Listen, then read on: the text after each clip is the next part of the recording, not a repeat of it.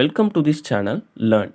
நம்ம லாஸ்ட் வீடியோவில் டேட்டாவை எப்படி டேபிளாக கன்வெர்ட் பண்ணுறது அதை பற்றி அண்ட் டேபிளாக கன்வெர்ட் பண்ணுறது மூலயமா நமக்கு என்னென்ன அட்வான்டேஜஸ் அதை பற்றியும் பார்த்தோம்.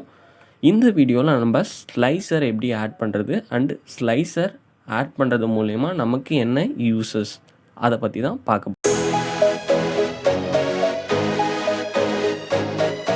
நீங்கள் ஸ்லைசர் இன்சர்ட் பண்ணுறதுக்கு முன்னாடி உங்களுடைய டேட்டாவை அக்யூரேட்டாக செலக்ட் பண்ணிங்க.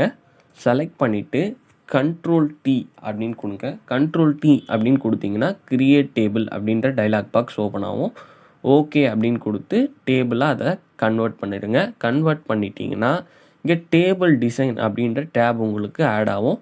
Table design table insert slicer அப்படின்னு இருக்கா. So use a slicer to filter data visually. So இதுவும் ஒரு விதமான ஃபில்டர் ஆப்ஷன் தான்.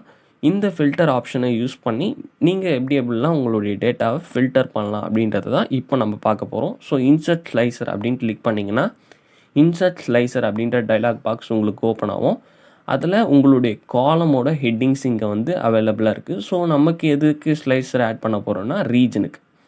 ஸோ ரீஜனை வச்சு எப்படி ஸ்லைசர் ஆட் பண்ணுறது அதை பற்றி பார்க்கலாம். ஓகே, ரீஜனை கிளிக் பண்ணிவிட்டு இப்போ ஓகே அப்படின்னு கொடுங்க. ஓகேன்னு கொடுத்தீங்கன்னா ஸோ இங்கே வந்து ரீஜனுக்கான ஸ்லைசஸ் இருக்கும்.